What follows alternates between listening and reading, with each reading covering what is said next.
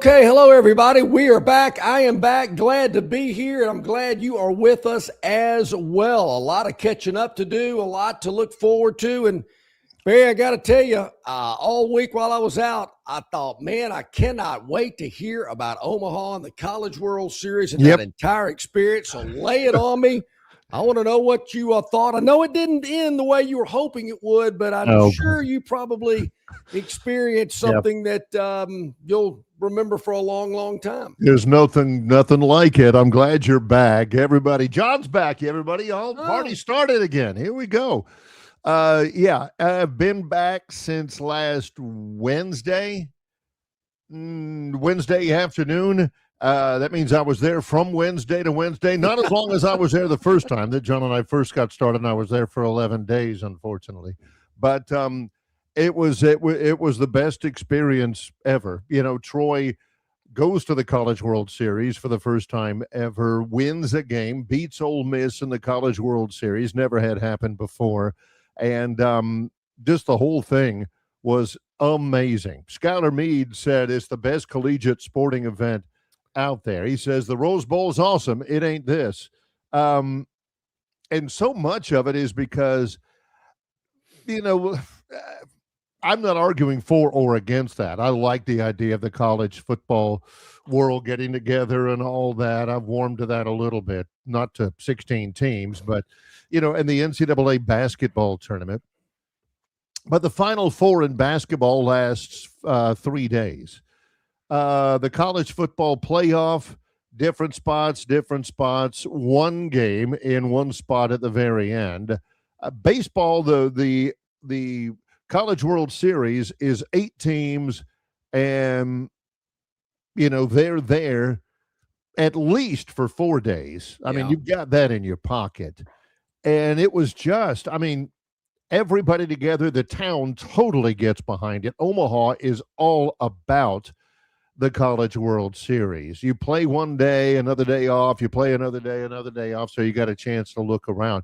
Troy played the very first game of the very first day. Troy opened up the College World Series with the tight game against West Virginia.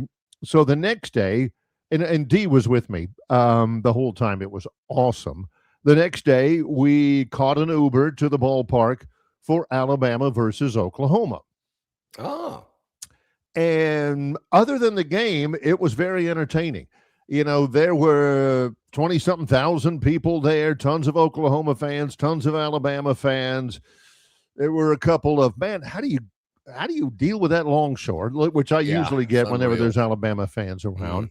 But there were also, you know, right across the street is Rocco's, the bar where they have the Jell-O shots, and everybody congregates for that. And you had West Virginia fans there. You had, of course, Troy fans, and a lot of them. Alabama fans, a few. You had Oklahoma fans, you know, all of them. North Carolina fans, Georgia fans everywhere. I have never been, and it was all together, and it was all fun. And, you know, gathering, Dee and I were watching the Alabama-Oklahoma game. Alabama didn't show up. They lose 9-0. But we were next to this. So they were outscored 21-0. Didn't they get beat 12? No, they did score 2. They got outscored. Okay. I had lost interest by that point. 9-0 loss in the first game against Oklahoma. 14-2 loss in the second game against Texas. And I pointed out that the 23-2 run differential for Alabama in the College World Series is the largest run differential for any team since, like, Colorado School of Mines or something in 1958. I assume there's no 10-run rule in World Series college baseball. There is no run rule in the entire NCAA tournament. You got to play it out. But yeah, more on that. They did not look good. Like they weren't even interested. But all the fans together. You also brought up while I was away that not only did the baseball team end the year on a terrible run, as did the basketball and football team. All three getting blown out in their last game in competition in the 25-26 athletic calendar. I'm sure that was brought up while I was away. I actually did not even know that. I did not even think about that. Well, think about it. I mean, with I can't remember with who every eliminated Alabama basketball, but I do remember it wasn't close. Can't tell you the team. Football, I can tell you who embarrassed them. In baseball, that was a week ago, so I can certainly remember that. I didn't. Man, I missed my chance. I did not equate that. You mean with everything up for grabs, with everything to play for on a national stage? I knew about football. Of course, I knew about football. Of course, I knew about baseball. I watched them play. They lose to eventual national champion Michigan. They did. They lose to eventual national championship Michigan after winning 2 games. Big over Hofstra by 20. That's not funny. It's the truth. Hofstra is not a funny word. It kind of is. Actually. Hofstra is fun to say. Hofstra, they beat Hofstra by 20. They beat Texas Tech by 25. How about that? And then they lose to Michigan only by 13. But it was double digits. Double digits. I did not know that. But the whole thing was amazing. The entire thing with Troy was wonderful. So, Barry, I saw there were 24,000 fans. I don't know what the capacity of that facility is. It is like 24,055 or something. 24,000 people. I mean, the Atlanta Braves would die to get that many people to come to watch them play. I thought, man, that's pretty impressive. John, from television, I got 6 minutes and 38 seconds into the show. Have you got that? 6:38. All right, we'll settle up later. I think you won in the Longshore Diss the Braves pot. But like the Troy Super Regional, which I was thoroughly impressed with the way that Troy was portrayed, but the television coverage, I thought they did a great job with that. I thought I saw the same type in Omaha. I mean, the great shots of the stadium, the aerial shots, the full crowd, the activities going on outside of the stadium. They would show Omaha and all that type stuff. They'd show all the different fan bases. It really looked spectacular. It was, I know, something that you and D tremendously enjoyed. I thought a lot about y'all, as a matter of fact, because I'm thinking, man, I know Barry's having a great time in this environment. And, of course, the tide goes down after 2 games. Troy, of course, gets a win and gets to move on. And I know that was exciting as well. As I mentioned, I know it's not, you're hoping it would end better, but hey, for what Troy did, I think that is spectacular. And I saw that great team photo of the Troy baseball team right there at the stadium. I think it was in the front of it. Yes, that was awesome. Cool. That was definitely neat. Awesome. But it was amazing because in my social media blew up. I was thinking, man, I could have put a picture by the time I got a chance to meet a bunch of fans and all that. It was great. But if my social media had been, and I really tracked it, I mean, I could have put a picture of my left nostril on there and I'd have gotten, 200 likes or whatever. I saw this on my on our first game. Again, Troy had the very first game of the first day. Yeah. I saw this, when your team is taking batting practice, they do everything so well. They put up on the screen lots of fun facts about your school and about the program and everything. Yeah. And I saw this up on the screen, on the big screen at Charles Schwab Field in Omaha, the College World Series. And I said, heck, I'll take a picture of it. And I put it on social media. And John, I got like 5,000 likes. Yeah. And about 250,000 views. Troy is the only non-power conference school to play in a bowl game in the NCAA men's basketball tournament and the NCAA baseball tournament in 2024-2025, which was really cool in and of itself. But, man, everybody blew up over that. I see you took that picture at 12:25 and 18 seconds as well. That's nice. Yeah, before the game started, it was nothing between Troy and West Virginia. Yes. Yeah, that's quite an accomplishment. That's big time. I mean, again, who else has done that? Well, that's impressive. I think we talked about that maybe as well with Bama being a Power 4 conference school and doing the same thing. Only problem is it just didn't end too well for them, as we just pointed out. The other news of the day, John's back. I feel like he's been in a cave somewhere, but I doubt it. Probably the biggest news around the program was the Phantom has been absolutely killing it dead while you've been gone. It's been unbelievable. Heard. Yes.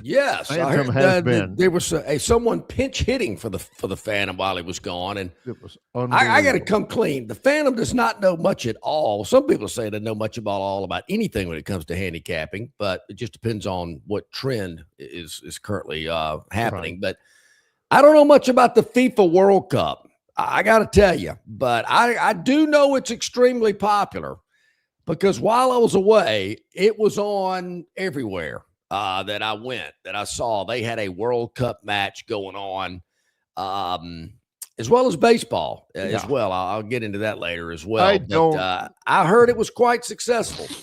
I don't know. I mean, it's still going on, and it's going on for a long time. But I'm learning things that I did not know. Friday, the United States beat what they call the Socceroos, the Australians. Australia kicked one into their own goal to get it started. Not good.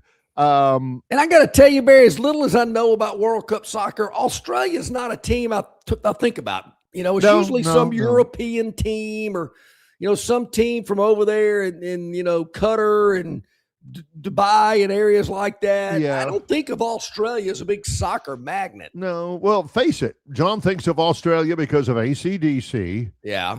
Maybe a little bit of Men at Work, and Olivia Newton-John. That was about Wasn't Rick Springfield from Australia? Mel Gibson, Rick Springfield. Yeah, Jesse's those guys. Girl. That is about all of Australia that John even acknowledges. But that's one of the great things about it. I'm watching, and I didn't watch a ton of it because I was busy, but I watched a little replay of the United States versus Australia.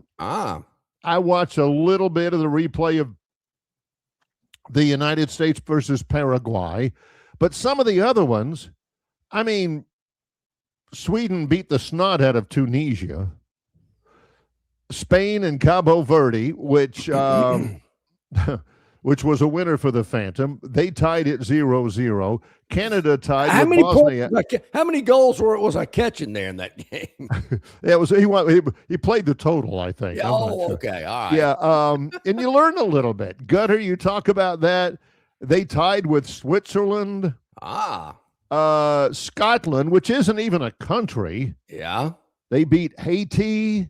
Hey, what was the final in that New Zealand-Egypt game last night? I was walking out of a restaurant. I saw it on, but I didn't catch the final. Egypt played on Monday against Belgium. I thought, maybe I got the that was the abbreviation wrong. Because I know they played since. I know it was New Zealand because I recognized the flag. Let me see. They were playing last night, unless it was a replay, and I saw it on the screen. See, that's the other thing about it. I'm sitting there watching it, and I don't realize, oh, man, that was a replay. Yeah, here's this. Yeah, they did play Belgium and Egypt tied at 1-1. Let's see. I know they played again. Why haven't they played again? Yeah, it was last night. Yeah. New Zealand, Egypt. Yeah. Egypt beat the heck out of the Kiwis 3-1. Man. Egypt 3, New Zealand 1, which is like 35-3 in soccer. Sure. Yeah, no kidding. Except New Zealand didn't quit. Wow. There was that. And also, the U.S. Open. Yes. This was notable for a couple of things. Bill from Baltimore wanting us to comment about it. Thank you, Bill. Well, we got to go through the comments. The British Premier Keir Starmer resigns, and Alan Greenspan just died. Guys, we'll get to all of that. Andrea Mitchell? I did not know that. Yeah, she was, and he said, all right, okay, so Ted Nugent. Yeah. That's our buddy Ty. He says, Alan Greenspan just died at 100 years old. Now, Alan Greenspan is not like, making a reference to Geddy Lee or, something like that. When we have commentary on the thing from the former director of the Fed, I loved Alan Greenspan. Alan Greenspan just died at 100 years old. I forgot he was married to Andrea Mitchell. She has got to be 20 to 25 years younger than him. He's got us beat. Yeah, he does. That much. That's true. Nothing wrong with marrying That's younger exactly woman. right. But also, Bill from Baltimore, how about Wyndham Clark going wire to wire? Made plenty of clutch shots when he had to. That's the thing, is that doesn't happen very often. Tiger Woods went wire to wire twice. Rory, Ben Hogan, Walter Hagen, and now Wyndham Clark goes wire to wire. He does. Boy, he was stumbling down the stretch, though, but he made a couple of. He did. You're big right. ones. Leaking oil, getting a little tight around the collar, but he was able to hold on. Which a very interesting golf course, Shinnecock Hills. A lot of wind, a lot of weather you got to deal with. Obviously, if you watched it, you know it's not lush like Augusta National with trees and all that type around it. It's right there on the New York coast, and weather is certainly a factor there. But he was able to hold on. He can, get testy and get down on himself from time to time, but he was able to hold on. It was a great U.S. Open, and good for him. Only the 24th back-to-back winner, or two-time winner. Two-time winner. I forgot I did not watch any of it. I'm sure they had it on the screen. Yeah, I forgot he had won it before. I was like, he won it in L.A. When it was out in yeah. Los Angeles 3 or 4 years ago. And I was trying to think of all the other two-time winners. I know Andy North, who does commentary on ESPN, did that. Curtis Strange has won it before multiple times. But only 24 players have ever done that. And they mentioned that. I think this was the 100 millionth, 50th, the U.S. Open, somewhere like that. I don't know the exact number, but I know it was in the triple digits. But it was a great tournament. He had some great shots, particularly coming down the home stretch, going head-to-head with Scotty Scheffler. Having Scheffler in your group probably is not the most comfortable thing to do. Right. But he certainly didn't let Scheffler intimidate him. And there again, some of the shots he hit coming in were, it could have been 2 or 3 yards the other way, and he's off the green, or he's checking back off the green on the front part. So I just played well. This is what drives me crazy as we get ready for break here. This is at usopen.com, their account of the match. It said, quote, speaking about the course being tough, it says, quote, speaking of tough, it was a rough 2025 for Wyndham Clark, who struggled handling his emotions when his play wasn't up to his standards. Yeah. That included an unfortunate incident at Oakmont, for which he has apologized profusely, and he has worked hard to repair the damage it caused to him and those close to him. Now, unless it's something like really terrible, I don't want to Google that. Somebody tell me, what unfortunate incident at Oakmont for which he has apologized profusely. Yeah, and they kind of touched on that. Brendel Chambly touched on it post-round yesterday. Right. I'm not aware of that. Good. I don't know what actually happened. I don't know if he broke a club, threw a club.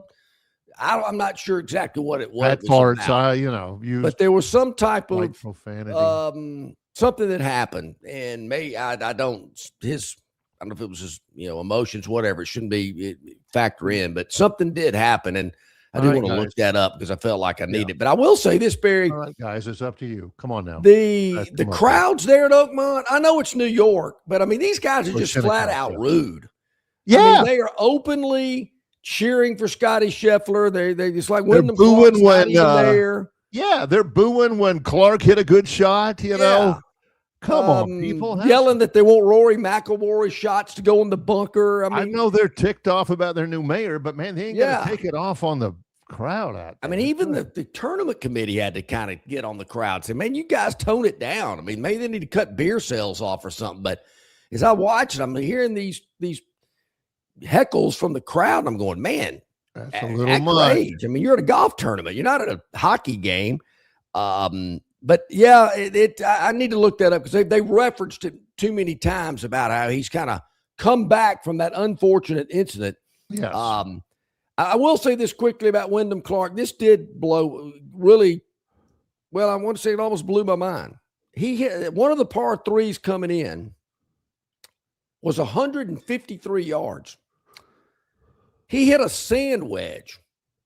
I can probably hit a sand wedge, a 58-degree sand wedge, maybe full. If I bladed it, I might have could hit it 153.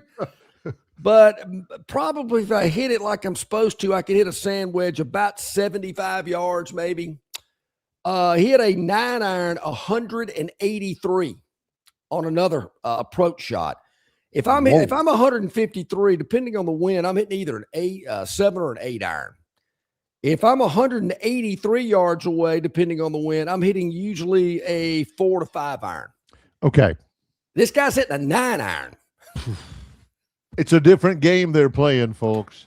It ain't the same, no matter what. Well, John is back. John from Wetumpka, you owe me because I thought John would I was pretty sure John would make a Braves dig within the first 7 minutes, and he did. But we'll even up because we have gone through his first segment back, this extra segment, his 20 minutes, and he has not gigged the obs at all so far. So, all right. Well, so we're even. I win one, gigging, I lose so one. Get ready. Yes. Ooh, have you seen Auburn's recruiting lately? Have you seen Loadmore? I mean, Alabama's recruiting so far? Get into that. Woof. Yeah. It's Longshore and McKnight in association with Yellowhammer News, presented by Bud Light. Located just 8 miles north of Alabama's state capital, Capitol Hill features. I'm rooting for you. Here we go. Located just 8 miles north of Alabama's state capital, Capitol Hill features 3 18-hole championship courses. With more than 1,500 acres of golf and nature, the pure magnitude of this facility is amazing and allows each course to be drastically different from the others. Capitol Hill also features an innovative 360-degree driving range 400 yards in diameter. Capitol Hill offers a fully stocked pro shop with the latest equipment and apparel. Great food and beverages in the clubhouse can be enjoyed both before and after your round. Get your group together and hit the trail. Go to rtjgolf.com/Capitol Hill for tee times and more information. Hey, where's the beer guy? Bud Light here? You get a Bud Light? Bud Light? I'm here, Bud Light! Bud Light here? Bud Light here? Bud Light here? Bud Light where? Bud Light here! Oh, Bud Light there! I missed that because of you! You did not miss that play because of me! Have to stop talking this way? Yeah! It's actually kind of fun! Hey! I got your Bud Light. Oh, nice. Never mind! Anything for the clean, crisp taste of Bud Light. What'd I miss? I have no idea.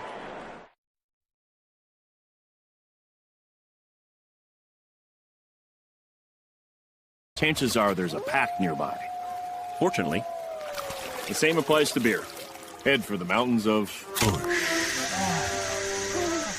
The Bush Guide, cold and smooth survival skills. To avoid going in circles, make note of recognizable landmarks, like that. What's wrong with going in circles? Different circles, Ross. Okay. Head for the mountains. Okay, welcome back in, everybody. So glad you're with us here today. About 23 minutes past the hour on this Monday. I noticed that, Barry, you mentioned some recruiting rankings. So I have several things that I've thought about. I mean, there again, I was kind of out of it in the basement, so to speak. Wasn't really following it, but I thought, man, I bet Tighter Insider is on meltdown. So what's been going on? Well, let's see. Tighter Insider today. U.S. Open. MD4UA says new commit Darius White is a fine player. We're lucky to get him. Oh, okay. Looking got nothing to do with it. It's the paycheck. Duff says, can I tell y'all something? I think we are going to be very good this year. But sounds pretty even keel. Okay. Knox Tide says recruiting rankings. Do you focus more on total points or the average score? Oh, yeah. No offense. I'd rather talk about the UK Prime Minister resigning. And everybody's looking forward, of course, to the to the Firecracker 5 at Titers. Yes. Insider. Rodney on Thursday about that. So what it is, what we reference, just to give people some perspective, were just randomly. I love the guys at auburnundercover.com. We still lament the passing of Philip Marshall, but Jason's great, and Nathan King, Christian Clemente, and those guys. But we just went there. They're part of the 247sports.com. Take that one. And they've updated them because Auburn ended up getting a commitment over the weekend. I think he's from GW Long.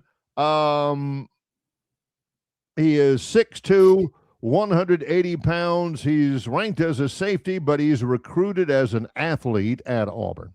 Oh, okay. How do you get him? Preston Williams. The number one recruiting class in terms of total points is Texas A&M. Number two is Miami, where head coach Mario Cristobal said he didn't even take his entire salary last year because he's made enough money. He wants to win a national championship. He plowed his entire salary, allegedly, into NIL. Miami, number 2, Oklahoma 3, Notre Dame 4, Oregon 5, Texas Tech 6, Florida 8, just to put them in there because I've actually was there on a recruiting weekend, and I didn't meet any recruits. That would have been bad. But I did see, what they're working on. Auburn, number 9. Oh. Number 9. Auburn, number 9. In total ranking, in the recruiting, in the country. I mean, everybody, not in the league. Yeah. In the whole country. 22 Auburn commits. 0 5 stars. Oh. 9 4 stars. 9 4 stars. All right. And 13 3 stars. Now, that's amazing, Barry, because, I do get these little bing deals, on my phone. I guess, over the years we've had people on or followed people. And some of these people I do not even know. I've never met them before, but I do know that they represent Auburn. And, man, they get very excited when these 3 and 4 star guys start committing. And, I mean, it's like, it's the most exciting. They do an incredible job of positive promotion of their product and the team that they follow. But number 9 is number 9. That is rarefied air for Auburn recruiting lately. Number 9.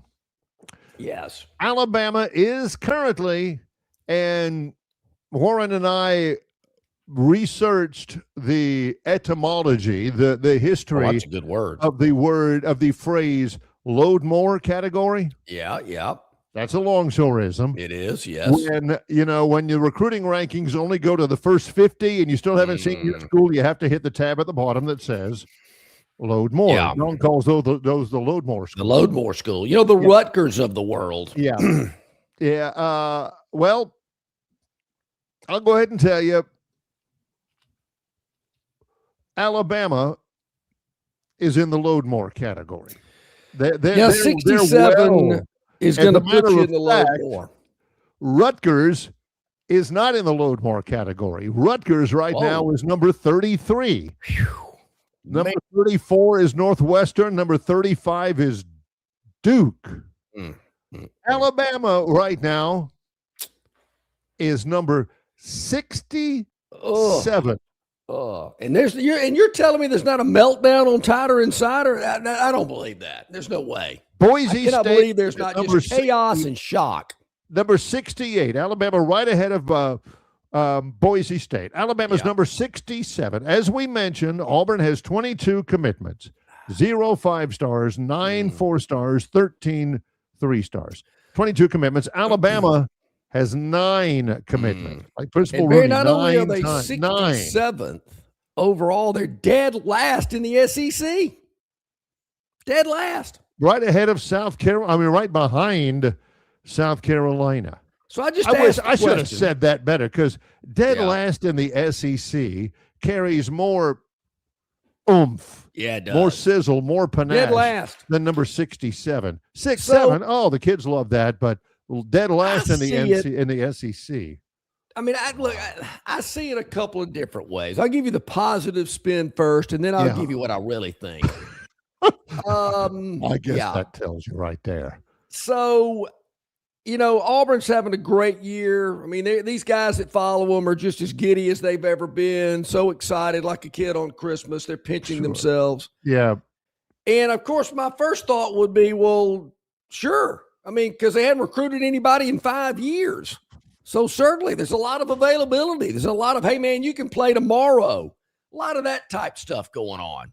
So, after an incredibly long dry spell, I can see where the opportunities and the obviously the spotlight of, hey, man, this is a good place for me to land because I can play soon. And because you get that spotlight of being in the SEC, Auburn is gonna give them that. Wow, this guy's committed to an SEC school. Preston Williams, their latest commitment, GW Long. Yeah. He is rated at 24/7 Sports as the number 1,736th player in the nation. Oh, man. The number 166 rated safety. Okay. And the number 63 player from Alabama. Yeah, okay. But the number 9 in the country. Yeah. Yeah, you get that. You get that from, and maybe that played a factor, Sure. I mean, it's exciting. Look at this. Yeah. There again, those guys do an incredible job. Sure love them. Making something that, personally, to me, I'm thinking, really? Like the greatest thing that ever happened. And I know it's been a tough athletic year. You got to do something positive. You got to make your subscribers happy. You got to give them what they want. I get it. So good for them. That's awesome. I mean, Alex Golis just come in and reeled in a lot of guys. Will they pan out? Will they be there in 2 years? That's always what I always say. It's great what's going on now. Let's see what happens 2 years from now. I always say that. Those words of warning. Don't get too giddy. It's great now and it's positive and it's, everybody's feeling good about it. But true. Now, Bob from Pike Road does point out, Barry, Auburn being ranked number 9 in the national rankings for recruiting in June is like bragging about being up front in the first lap of a marathon race. Yeah, you can go out there. Maybe you can out-sprint those Kenyans. I'm not sure you can. But, here's Kipchoge Kano from Kenya, and right in front of him is Fred the Dorfman from Eclectic, Alabama. And he lasts about 4 steps before and he ends up finishing 19,000th or whatever. And I would imagine, Barry, that numbers might have something to do with these rankings. Well, I understand that Alabama only has 9 commitments at this point. And we've heard that, has told us that maybe 12 to 15 is going to be the total number. Is that a a factor of how they have performed in recruiting in years past? Kalen DeBoer, had the number 2 recruiting class in the nation? Was it last year or the year before? He's done well in recruiting since he's been in Tuscaloosa. So I think that he certainly has proven he can recruit well. And is there just there again? I'm looking at the positive aspects of it. Yeah, this is not what John really thinks. Yeah, this is just John shining a. Yeah, are they just so loaded with talent in Tuscaloosa that whatever, we'll take this guy. We don't really need him, but wait a minute. We got to get somebody up here. Recruit an offensive lineman? Us? No. We love our offensive linemen. We can't do better than the offensive linemen we currently have on campus. So why try for another one? Now, obviously, admittedly, John's already touched on it. Part of the excitement on the Plains is the fact that they haven't been within 50 places of number 9 in the nation in recruiting in about the last 7 or 8 years. So it's like, wow, look at us. Hey, here we are. Bob's probably right. Here you are. You're 2 holes in, and you're leading the local club championship by a stroke. And then you start thinking about it. And then you start, it starts getting hot. You start, the guy next to you is jangling his keys every hole and all that. And so, yeah, I get that. But it's been such a long time for Auburn that, I understand that. And for Alabama, it's exactly the converse. Not only are you not number one in the nation in recruiting, but you're not number 2, you're not number 5, you're not number 10, you're not number 30, you're not number 60, you're number 67. And even the most diehard Alabama fan is saying, can we just recruit some good guys just to make a better showing in the recruiting rankings? I don't care if we need them or not, or if they're, if they're a legacy or not. Man, we got to look better in these. Just sign a few guys and you can cut them loose next year. But, man, we got to look better than 67 because they lived and died with it for such a long time. Now, all of a sudden, they're like, hey, this is kind of embarrassing, Yeah, well, it kind of is. It's like and I know James Bama fans Bond are showing used up to, with Melissa McCarthy or something. Hey, whoa, what? Bama fans are used to having top 3 classes. Certainly doesn't look like that's going to be the case in this current cycle, but we're in a dead period, I understand, until the end of July. They'll kind of get it going again late summer and early fall. But there again, is it all about, picking up the best pieces in the transfer portal or finding them somewhere else? Yes. Paying upperclassmen rather than younger freshmen for things that they have not proven on the field at the collegiate level yet. I think that's certainly something to factor in. I mean, I would be that way. I'd rather pay a guy that's proven himself at the collegiate level, who's developed a little bit. Yeah, that thinks he's great. Yeah. But I know, there again, dead last in the SEC, 67th in the country. I don't know where Georgia stands in these polls because they've done well in recruiting too over the years. I saw Texas was, there were several other SEC schools ranked ahead of Texas who were told has more money than they know what to do with. Texas is number 7, one of 6 in the top 10 from the SEC. Georgia is number 13. Now, before we go to break, I'll go to my old tried and true, often imitated, never duplicated, always successful observation that right now, if Alabama was number 9 in recruiting and Auburn was number 67, you boys would be feasting on that. And you'd be justified because you can point back to the old tried and true, the old reliable. Well, when's the last time Auburn had a decent recruiting class? That's what this whole thing is about. Auburn's doing it when they haven't done it in a long time. Alabama's not doing it when they have done it for a long time. If the roles were reversed, that's when Tighter Insider would be absolutely electric. I don't know. I got to think about that because we've been through so many years where it's been that way. It might have not even registered with me. Well, this is how it always is. Philip, Yeah. Philip, hang on here. All right, recruiting rankings, blah, blah, blah, blah, blah. Back to Philip here. Now it's like, whoa, really? Yeah. At least John pauses on it. I think Tobias has a good point, Barry. I think Bama fans would be going ballistic if they were number 9 in recruiting rankings. What? They're not in the top 5? What's going on here? That is number 9. Yes. So, I see what you're saying there, Tobias. My buddy Jay ran here, who I love that guy. He says, remember when Alabama used to print recruiting national titled shirts? Pepperidge Farm remembers. Yeah, I remember. I used to see those. 2015 recruiting national champions. Yeah. Jeez. They're washing They would not buy the 2015 national championship T-shirts or even the 2015 SEC championship, but they would buy a recruiting national championship. Bob from Pike Road has a good point as well. I mean, last I checked, they got several blue chip quarterbacks committed. You can't play but one quarterback. What about some linemen to go over there with them? That's Bob. I've wondered about that. How are you going to keep all these quarterbacks happy?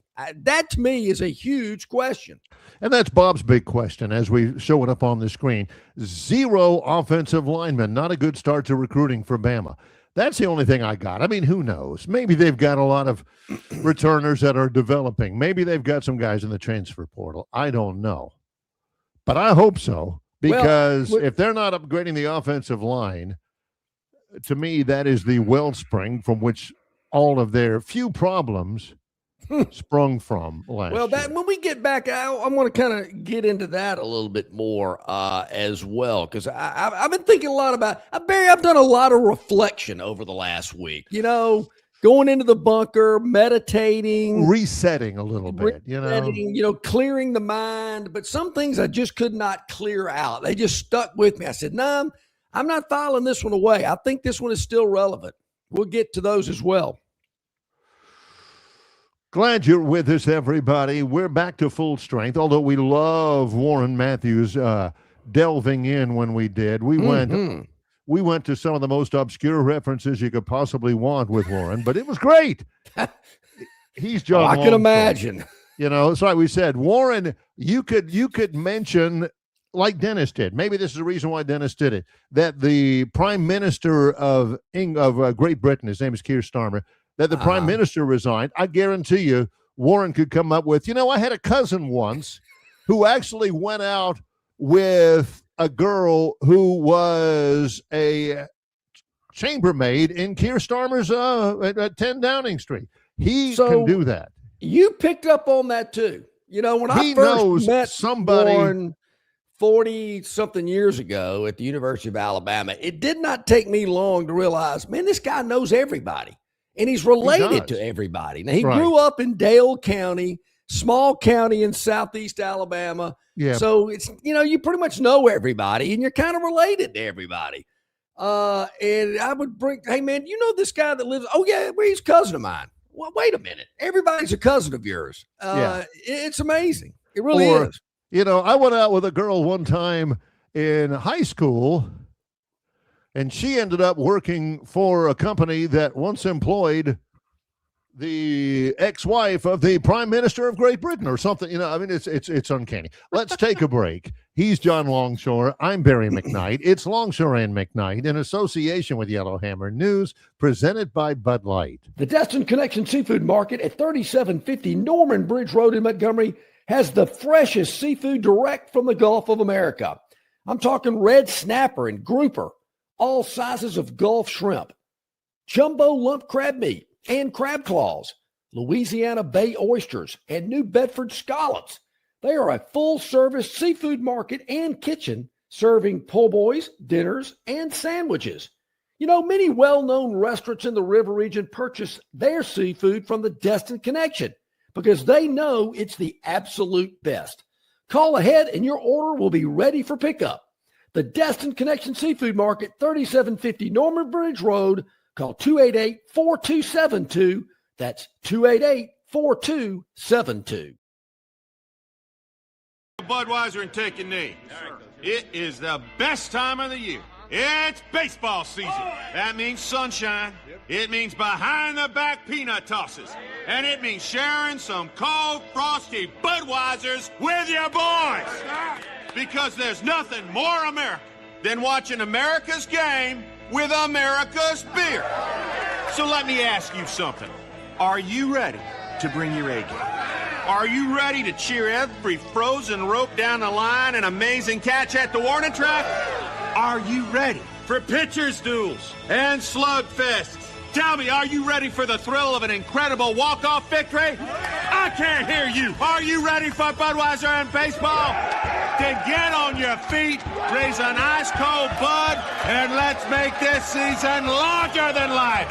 Great times are waiting. Grab some Bud! Enjoy responsibly. Budweiser Beer, Anheuser-Busch, St. Louis, Missouri.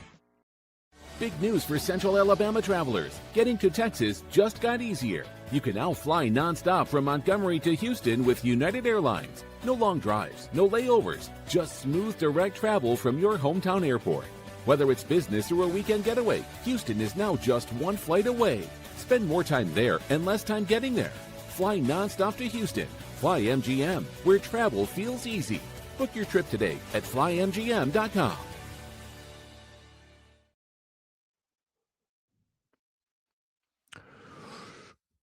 Today, in the world of sports, it is Game 3. It is Game 3 of the College World Series tonight. We will determine a winner between North Carolina and Oklahoma. Winner take all Game 3 for the College World Series title. North Carolina won on Saturday. Oklahoma won yesterday, bounced back. That win yesterday for North Carolina was not only a comeback win, but it broke a 9-game winning streak for Oklahoma. That's at 8 o'clock tonight on ESPN. I got to say, that is the best collegiate sporting event, and I mean like an 8-day event that I've ever been to. And I've been to bowl games, conference championship games. I've never been to the only national championship game I've been to was the Rose Bowl when Auburn played Florida State in 2013. And that was great. But 11 days of fans getting together and great baseball, and it's run really well in one look. Give that to me. I loved that. Also, and again, that's tonight at 6 on ESPN. Oklahoma was the winner Saturday. North Carolina bounced back yesterday. Watched that one. 6-2. They'll play tonight at 8 o'clock ESPN. The World Cup continues. It's already day 12 today. At AT&T Stadium, Lionel Messi and Argentina, fresh off of that friendly and his goal at Jordan-Hare Stadium and his subsequent stop at Buc-ee's just off I-85. They're taking on Austria down in Jerry World. That is actually at noon today on Fox. John has lost his connection. He got excited. Warren Matthews is here with us. So throw him on the screen. Why not? Let's get him there. Barry, can you hear me? Gotcha. All right. Good. Well, I have a feeling what has happened is that the FIFA has heard his comments and now is blocking him so that we can give adequate World Cup coverage. Yes. Because I'm sitting at what I call our Mexican church, which is our restaurant last night where Mrs. Gern and I eat Sunday night dinner after playing golf. Very nice. And I'm watching. What was I watching? Cabo Verdes. Yes. With another draw, which is amazing. It's hard to believe. Absolutely amazing. So, not only that, but who was it? Who was the other one that had somebody? Well, we had Senegal and Curacao. Curacao had never scored a goal. I don't think. He had 15 saves for Curacao against Ecuador. It's a scoreless draw. It's the most saves in a 90-minute match in World Cup history. I mean, they were peppering that guy from Curacao, and they couldn't get it past him. It was unbelievable. Barry, I'll say this. It's legal to do this in states such as Tennessee, but I do know that we may have somebody we know that has placed a bet on Cabo Verde to win the World Cup. We talked about that a little bit. I don't really know how that worked. Of course, John's never placed a World Cup bet in his life. No, I'm talking about your producer. That's what I'm saying. Oh, okay. I don't know. That's right. He did send that. He sent it to us. Oh, okay. That's right. And there ain't no way in the world that our producer extraordinaire, Gern Jr., am I reading this right? Did he bet on Cape Verde to win the World Cup? At plus 50,000? Is this for $6? The payoff would be $3,300. Now they're not going to win. Help me with there this. It is. This is what we saw. This is Gern Jr., who lives in a state where it is legal to do this. Cape Verde plus 50,000. All right, the stake is $6.65. There's something I don't understand called the VIG or the juice or something like that.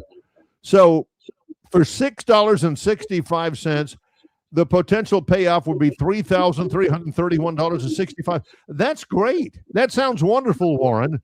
But there ain't no way on God's green earth that Cape Verde wins the World Cup, right? Well, he basically gave up one of his lattes for a for the chance to win $3,000. And he sent it to us He sent it to me and John by the text, and That's his right. message was, "You just have to believe to receive." You have to believe to receive. That's right. Yeah, no, it's a look. It is crazy what all this is, and we get this glimpse one every 30, 40 years when we get it. Yeah. But because of the timing of the TV, we see everything. You know, I mean, it's on our time zones. You know, if it's somewhere else, then it could be at weird times that nobody's watching everything. But we're just getting inundated with it. Anyway, it was great. I was actually watching it on Telemundo in the Mexican restaurant, and which was great because you just get. I mean, I have no clue what they're saying, but everybody was really either excited for I think it was Ecuador or whoever, Paraguay, Ecuador. Ecuador was the one that couldn't get past that Curacao goalie. Yeah, so it was anyway. It's a whole nother nother thing, and so I don't know if John's got rats eating his wiring at his house, but maybe internet will pop back up. Maybe while he was off on vacation, he neglected to pay the. Might not have paid the bill, the Xfinity bill, or whatever, AT&T or whatever. Well, I think it's fascinating. This is actually a pretty good weekend because I'm watching the College World Series. You know, had a great Father's Day and all of that, and you know they had the World Cup on, and they had the U.S. Open on, and I only saw a couple of clips from the U.S. Open, and man, that crowd was brutal. Even Scheffler said, I mean, the crowd was tough today. Being in the arena is not for everybody. And Wyndham says sometimes it feels good to win a match on the road, which basically it was. I mean, it was a road game for him. I mean, it was brutal. I mean, when I say, and I'm sitting there and you're like, Scheffler makes a 5-foot par putt and the place goes crazy. And then Wyndham makes gets up and down, and it's like crickets. It was, and then they had to remove, they had to remove patrons. I'm gonna call them patrons in case I ever get invited to be a member of Augusta. Yeah, you want to keep that habit, right? They physically removed people from the course who were heckling. This is New York, people. This is New York. It's that bad. If they're heckling and they're New York, then that's really bad. Now, Georgia going to Tuscaloosa on October the 10th. It's going to feel a lot like the New York crowd rooting for Scheffler. And Scheffler, it was his 30th birthday. It was Father's Day. He was going for the career slam, but still, I feel like they weren't rooting for Scheffler as much as they were rooting against Wyndham Clark. So one thing I'm curious about, I did not do my research last night, and John's interested, but I got to get this one thing before I exit.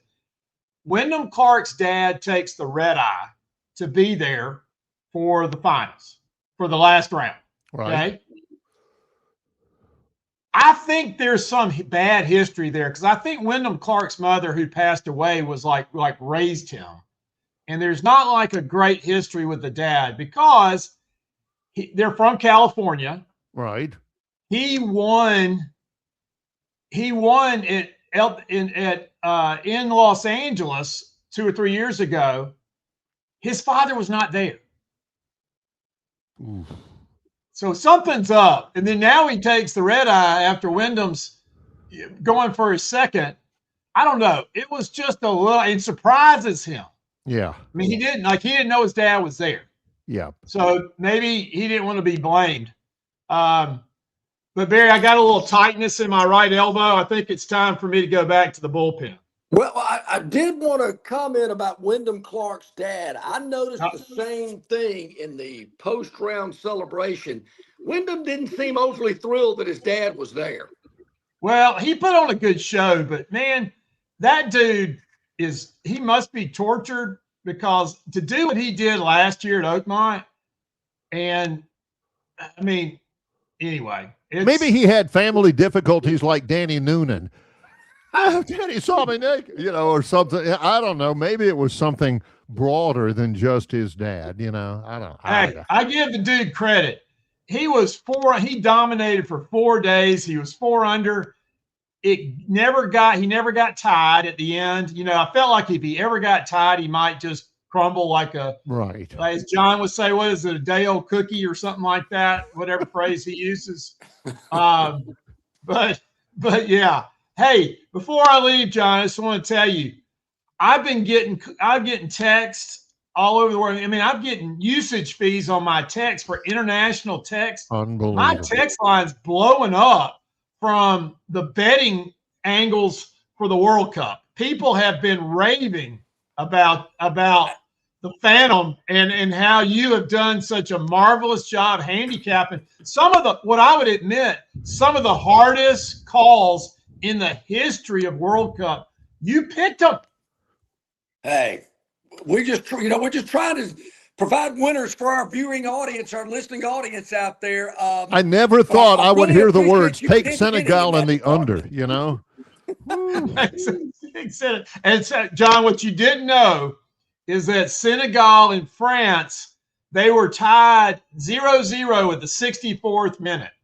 And then Mbappe, as Barry tells me, it's not Mbappe, it's Mbappe, who's arguably one of the best in the world. He opens a can, and France goes, and they're getting 2 now. Senegal's getting 2. Okay.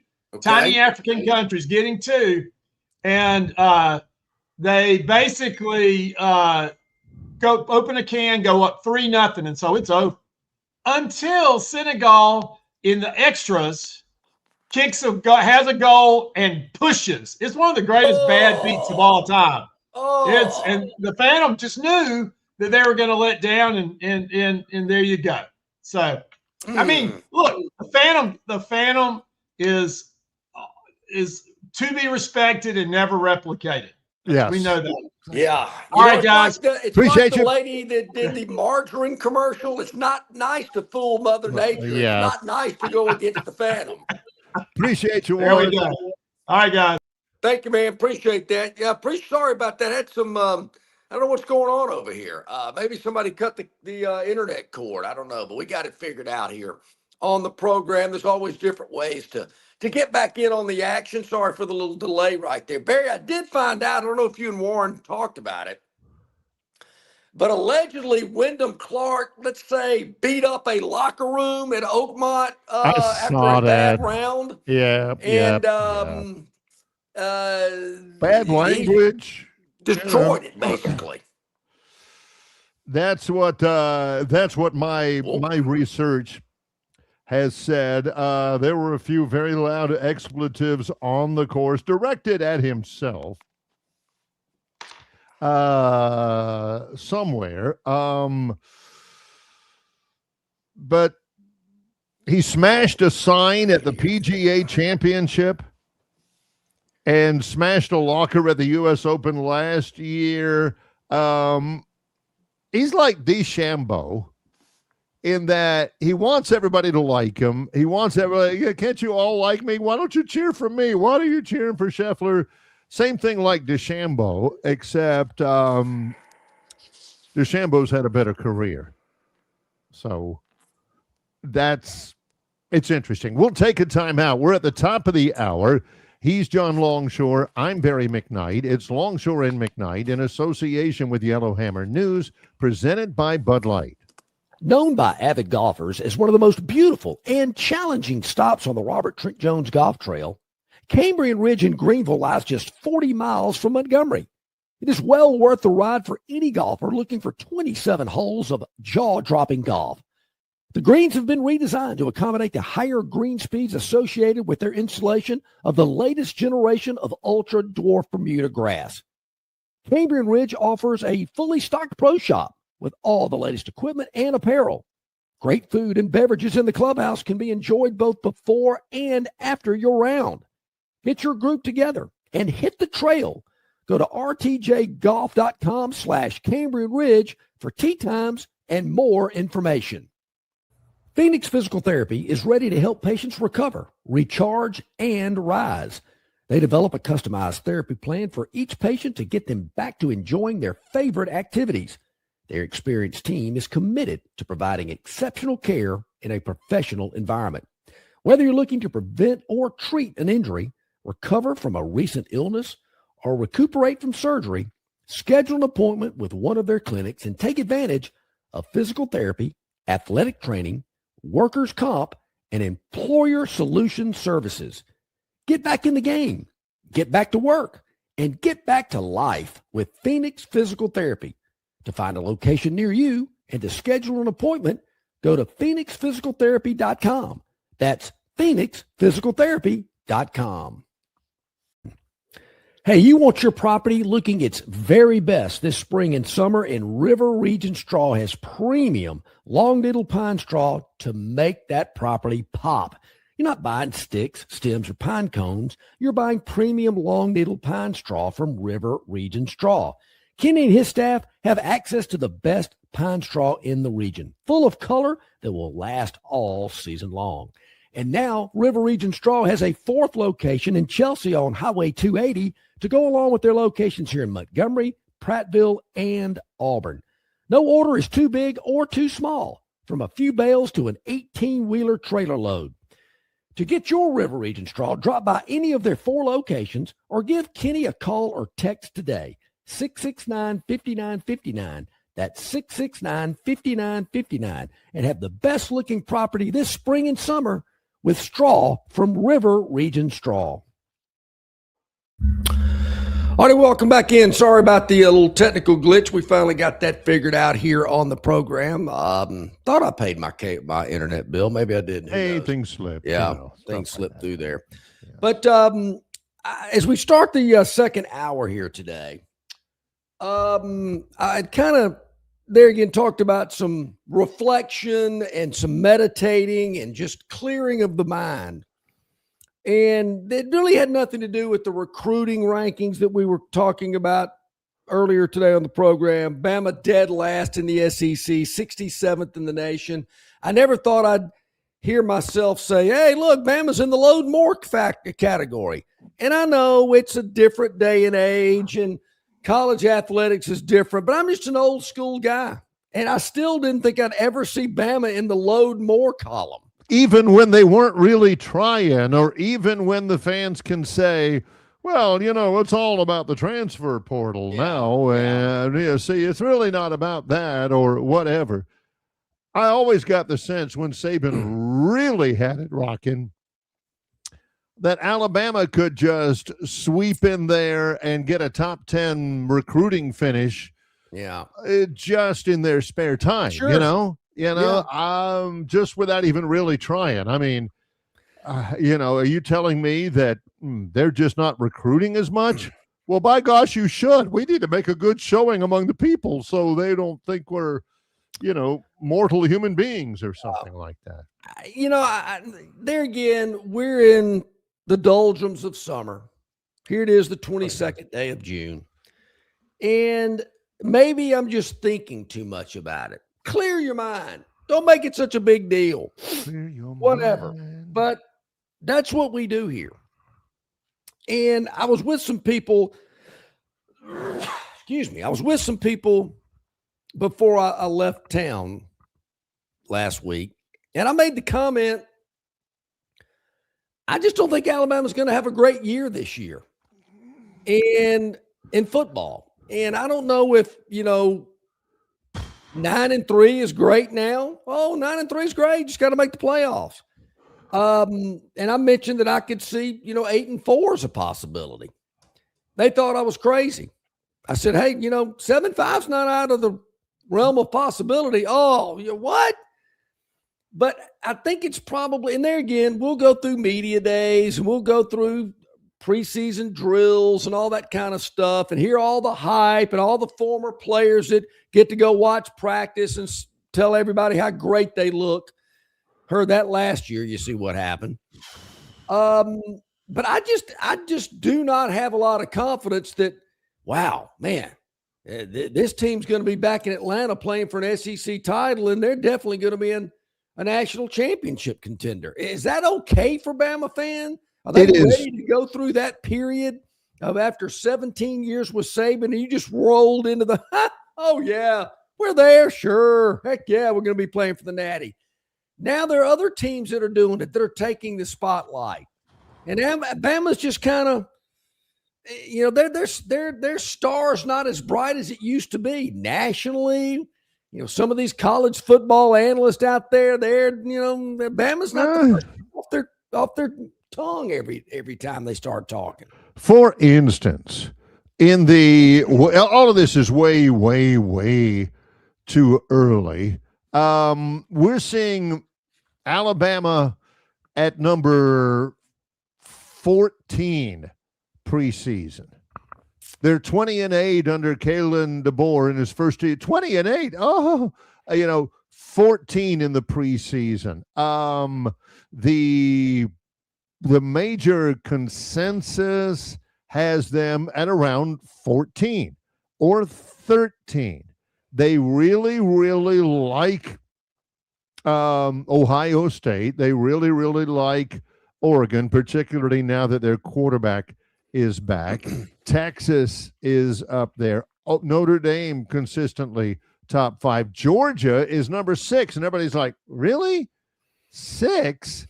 And Alabama is 14, along the likes of SMU and Utah and Penn State and all that. Look, there are 119 schools that would love to be in the preseason top. I don't want to hear 14.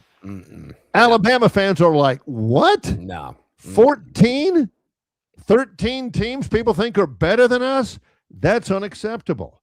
And you know what? It's not just one here or there. Every once in a while, back in the day, you'd have some writer or some service, John, that would say, I don't care.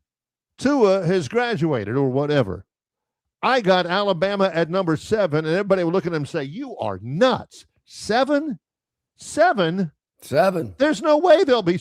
Now they're like number 14, and even now, John, a lot of Alabama fans are like, yeah. I can't argue with that. What is going on? They were in the college football playoff last year. They lose their starting quarterback, who admitted the NFL scouts loved Ty Simpson more than you ever did. True. That's a fact. But they should be good, right? I mean, when John, you got to have some perspective. When John tells his buddies, usually when he said, I was with some people before I left town, usually their names are Moose and Rocco. These are friends of his, people who he has watched a lot of football with. And they're very honest with each other. And for John to say, I just don't think Alabama's going to have a very good football season this year. You know what that means? That means 8-4. And a bowl trip, sure, but that's it. For other people, man, we're going to be great. What do you mean great? Yeah, we'll be. I got us going 8-4, and they'd be like, yippee. When John says Alabama's not going to be all that good, he's talking to like 8-4, 9-3, something absolutely preposterous like that. So it ain't like the sky is falling, but it just doesn't have the feel of those days back in the mid to late 2010s when, you just knew. You just knew. The only interesting thing, the only thing that sold tickets inside Bryant-Denny Stadium was to just see just to be curious as to about how Alabama is going to orchestrate this 5-touchdown beatdown. Now it's like, oh my gosh, Georgia's coming in. Oh, golly, I hope we keep it close and have a chance at the end. It's weird, John. It's not. It is, and I factored all of that in. Good. The thing that really gets to me, Barry, is what is going to change from last year? What is just going to magically change that, Bama's not going to lose by 35, 21, 17 points. They're not going to skate by against South Carolina or whoever else they skated by last year to get a win. The days of a dominating win when you knew the game was over in the third quarter, How many of those games have Bama fans felt in the last 2 years? Because they've had to hold on a lot. How many do they feel is going to be coming up this year? Easy wins against decent teams. Exactly. Is Florida State going to be another battle? It shouldn't be. Is South Carolina going to be another battle? I mean, I can't remember the last time Alabama played South Carolina and it was over in the third quarter. Heck, I can't remember the last time they played Missouri and it was over in the third quarter. Missouri's not on their schedule this year. But his point is, you get my drift. Yeah. But South Carolina's giving them fits. Are they going to go to Lexington in week 2? I've already told you I'm taking Kentucky and whatever points I can get in that game. I'm going to go ahead and do it right now. First road conference game, week 2 after dismantling the Pirates of East Carolina. But those comfortable wins, none of these double-digit blowout, how is that going to change? Bob from Pike Road tells us they need to recruit more offensive linemen. Well, I'd agree with him because the last group up there was pathetic. What's going to change? What magic wand is going to be waved in this offensive line is going to be fantastic. Got a green quarterback. Guy's never taken a meaningful snap in a college game. You'll thrust him in there. Oh, it's going to be great. Zero running attack. I mean, I had some for these people I was with before I left town. I mean, they were borderline offended that I was bringing all these things up. Like it doesn't matter. I'm saying, wait a minute. Alabama. You forget the one thing, John. You forget the one thing when you've asked all these critical questions about Alabama. You forget the one factor. We're Alabama. Oh, yeah, okay, all right, yeah. I said, where's the 1,000-yard rusher? Well, Isaiah Crowell. Really? Is he healthy? You're telling me a true freshman's going to step in and be the next Bo Jackson? And a redshirt freshman's going to step in and be the next Tua or, Bryce Young or something? With an offensive line that's new and revamped, but we don't know a lot about them. And besides, this is the delusion that you've got to guard against. Is when the fans out there are expecting you to take them seriously whenever you think that a guy with over 12,000 yards of total offense in his career is overrated, and a true freshman quarterback who's never taken a meaningful snap is going to take this team to a national championship. That doesn't seem logical to me. Besides, who's the alpha dog on defense? You always heard Saban talk about that. You got to have an alpha dog on defense. Translation, you got to have a badass over there. A renegade. We don't need any choir boys on defense. Who are those guys? I'm hearing about the secondary. Supposed to be really good, top notch, but I wonder. And I'm not trying to be Debbie Downer here. I'm just asking some questions. I thought a lot about this in my reflection time last week, my self-meditation time last week. And I'm thinking, I don't want to disappoint my Bama friends out there, but what am I missing? Tell me what I'm missing here that you think I'm Lulu. I'm crazy. All right. Alpha dogs. Yonze Pierre. I didn't realize this because I remember when he came out of Eufaula and he was a stud at Eufaula, which is right down the road. Yep. But this is his 4th year. He's a redshirt junior. Mm-hmm. Are we seeing that? Are we seeing the alpha dogness there? I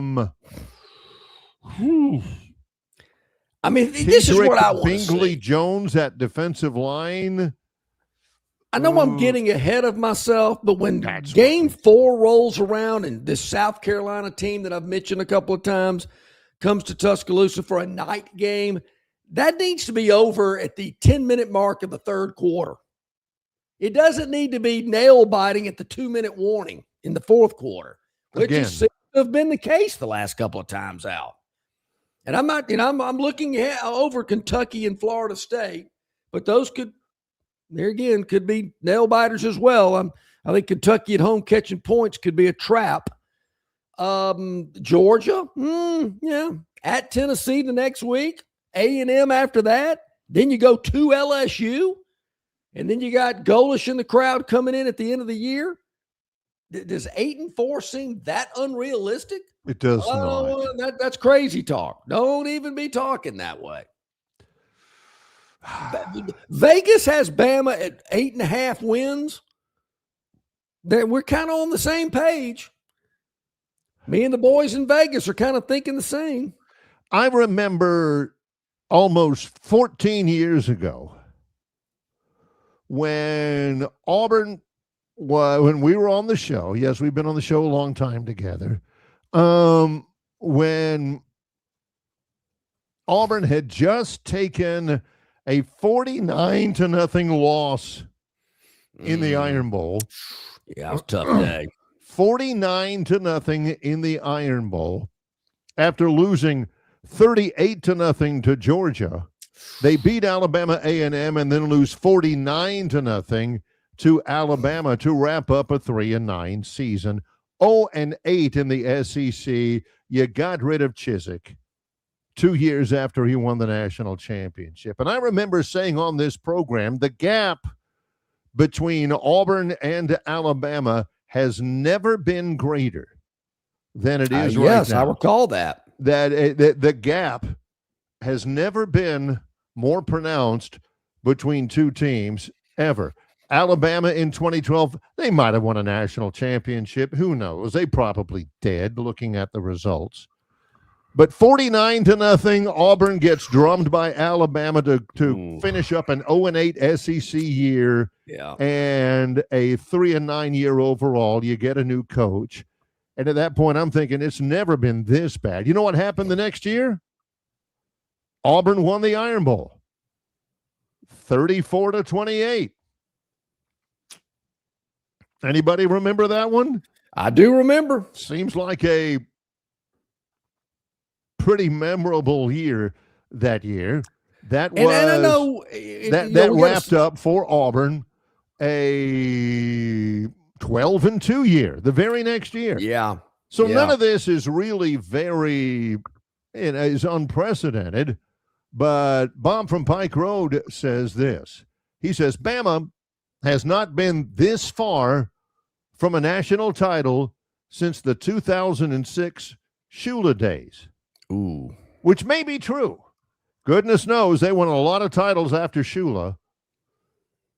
But the avenue is open for the 16 people they have in the offensive line room now, and the freshman quarterback and the freshman running back to be all-world and carry Alabama to a national championship game.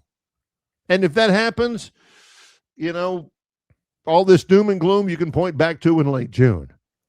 I just think that if you take a look at it rationally, appraise it logically, there ain't no way that happens right now. Well, I could be wrong, and I'll be the first to tell you that, hey, I was wrong. No, you'd be the second. I would be the first. But as Tobias pointed out, as he so eloquently does, this one right here, without mentioning any names. Hey, Barry, we heard all last offseason that Bama was going to struggle at South Carolina. That happened, yet Bama fans are still whining about it. I'm not whining about it, Tobias, because in my prediction, the only thing I'm whining about is that South Carolina defensive back that let Jeremy Bernard just walk into the end zone, because in my preseason predictions, for the past Memorial Day holiday weekend, I said South Carolina would beat Alabama. That guy almost, that defensive back just didn't olay Jeremy Bernard into the end zone. That guy almost slipped a disc trying to get out of the way of Jeremy Bernard so he could score. It's unbelievable. I'm thinking, you got to be kidding me.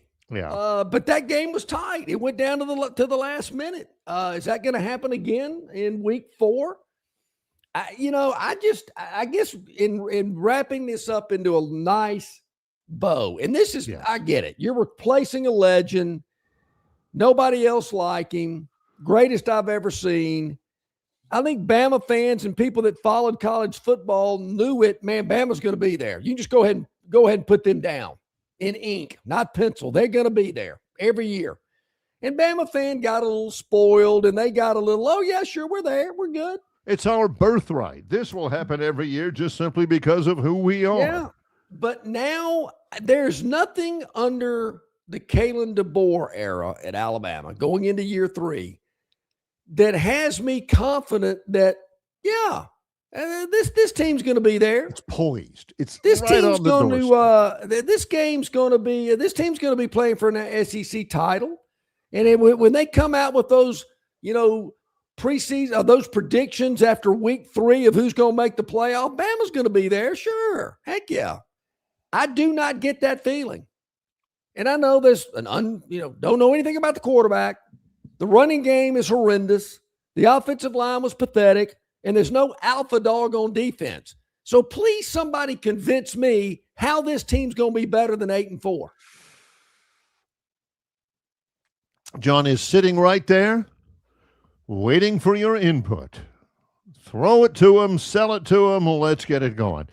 He's John Longshore. He's back. He's been saving up after a week of reflection. Yes. With that in mind, coming up, it's the Phantom's Daily Dog. Yes. Been on quite the hot streak. Mm-hmm. It's Longshore and McKnight in association with Yellowhammer News, presented by Bud Light. Well, Lyle has done it again at Marguerite's Exquisite Jewelry on Vaughn Road in Peppertree. Mention Longshore and McKnight and buy any of their 3-carat lab-grown diamonds for just $999. You heard me right. Any of Marguerite's 3-carat lab-grown diamonds for just $999. Mention Longshore and McKnight to get this incredible deal all month long in June. It is Lyle's June special at Marguerite's Exquisite Jewelry, open 7 days a week in Peppertree, adjacent to Chappie's Deli on Vaughn Road. Go by and mention Longshore and McKnight to take advantage of their 3-carat lab-grown diamonds for just $999 at Marguerite's, where they make it, they really make it.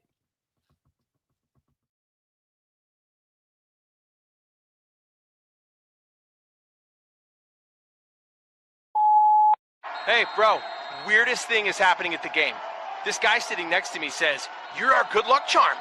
Every time I crack a Bud Light, we score a touchdown." Now his entire family wants to buy me Bud Lights. I think I'm some kind of a football prophet. Talk soon. The team needs me. Anything for Bud Light, the official beer sponsor of the NFL. Stock up today. Enjoy responsibly. Copyright 2025 Anheuser-Busch Bud Light Beer, St. Louis, Missouri. This summer, Dixie Electric Plumbing and Air is on a Jurassic hunt for the oldest HVAC systems and water heaters in town. If your system is a fossil, now's your chance. Replace it between June 1st and July 31st, and you could win big. We're giving $2,500 back for the oldest HVAC systems and $1,000 back for the oldest water heater. Even if you don't win, you still score major savings on your new HVAC system, water heater, generator, and or garage door. Don't let your systems go extinct. Call Dixie, and it's Call Dixie and it's done. We're glad you're back here with us. 23 minutes past the top of the hour. Barry, you mentioned it. Phantom on a little roll.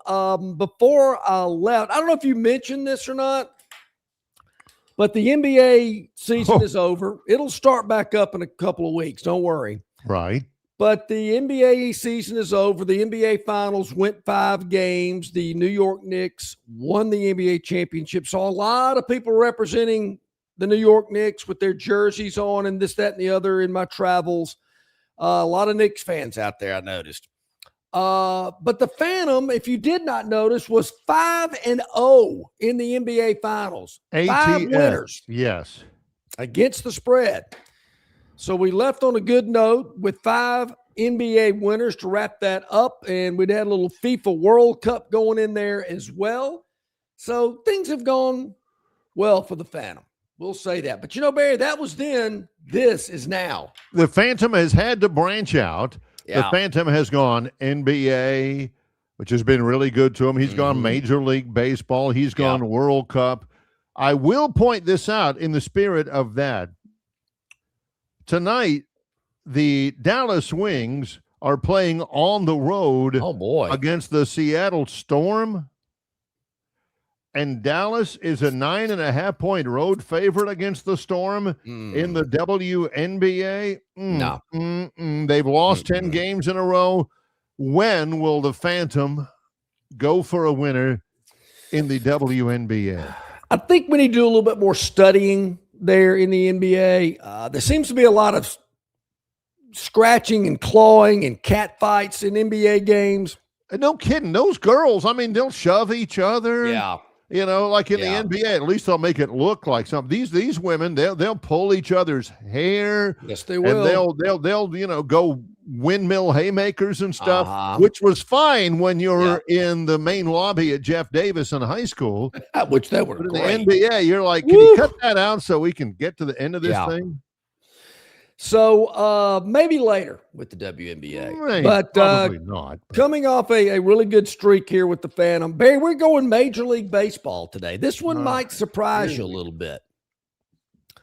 It surprised. We got a little interleague action going on tonight. Okay, so it ain't the Braves and the Padres. No, All right, not the Braves and the Padres. I did look at that game, but that line is not. I don't like where that line is. Braves have lost 7 of their last 10. Maybe I should go out of town more often. That seems to be the trick. That is, by the way, the worst stretch in the last 10 games of any team in the National League. And I had to be out when that happened. And I know, where's the Acuna excuses? I'm sure they're coming. Well, people had said that. People have said John's kicking himself being out on vacation when the Braves are in a swoon right now. He'll catch up, believe I'll me. go back. If that's what it takes, I'll go back again. You know, just to, ease everybody's anxieties. So tonight, Barry, this game, first pitch at 7:40 tonight. Okay. Between two teams that are in the bottom of their divisions. Please tell me that it's not Red Sox and Rockies. Whoa. You got that right. The Boston Red Sox in dead last. They are 14 and a half games out of first place in the American League Eastern Division. They're on the road tonight in a venue that I don't think they go to very often. I don't think so. Yep. Denver, Colorado. That's right. Where the Rockies are in dead last in the National League Western Division, 19 games out of first place. Both these teams have lost their last game. Boston is 4-6 in their last 10. Colorado 4-6 in their last 10. How about that? But Barry, here's a team in the Boston Red Sox that there again doesn't go to Denver very often. Not accustomed to that altitude. Thin air could be a problem for those Red Sox players. The Rockies, you could have used that excuse all season, but I would have to think they've adapted a little bit better than the Red Sox fans. They are a combined 31 games under 500. Correct. Between the two of them, and the Phantom cannot wait to get to this. Cannot wait to How get in the to world this does he matchup. pick these games? Yeah, this should be a good one. And I'm probably going to need a little help on this one, Barry, but I don't know a lot about, let me find the game here. Here it is. I don't know much about Jake Bennett or Ryan Feltner. Feltner's a right-hander. Bennett's a left-hander. Bennett is 1-3. Feltner is cooking on along at 2-2. Both of them have an ERA around 5. And I'm catching points here, basically. I've got the home team at plus 108 against a Red Sox team tonight. I'll take them. I'm taking the Colorado Rockies plus 108 hosting the Boston Red Sox tonight is the Phantom's daily dog. Boom. All right. Hey, look, sometimes you got to go out there. All right. I want to address this. I want to make this perfectly clear. All right, here we go. All right. I don't know this. This is my opinion. These are my opinions from my observations and my feelings in the history of this program. I just don't have a good feel about it. Way offsides, Jeff. He's asking questions. Yeah. How do you know these things? This team hasn't played a game yet, so how do you know who the alpha dog is? Part of it is because, again, you can say that about any team. Well, if I were to say, Auburn's going 12-0, how do you know those things? Well, these are just opinions. And I think the reason why you ask this question is kind of a self-perpetuating thing. How do you know who the alpha dog is? The point is that we don't know right now. And they won't play a game until September 1st. That's and true. You've got, the coaches aren't there. They can be there a little bit now during summer workouts. They've changed that, and OTAs and fall camp and everything. But this is the time when it's mostly player-led. You need an alpha dog out there to tell that redshirt freshman offensive lineman that you're counting on that he's dogging it right now. That's right. And not only, and the point was, as he made it earlier, was not only do you not know who the alpha dog is, you're looking up and down that roster. John was looking, I was looking. Yanze Pierre, that dude Bingley Jones at defensive line. Barry, the fact that you don't know is a problem. Concerning. Because in years past, you had the Rolando McLeans and the Dante Hightowers and all those kind of guys on defense that you knew they were the alpha dog.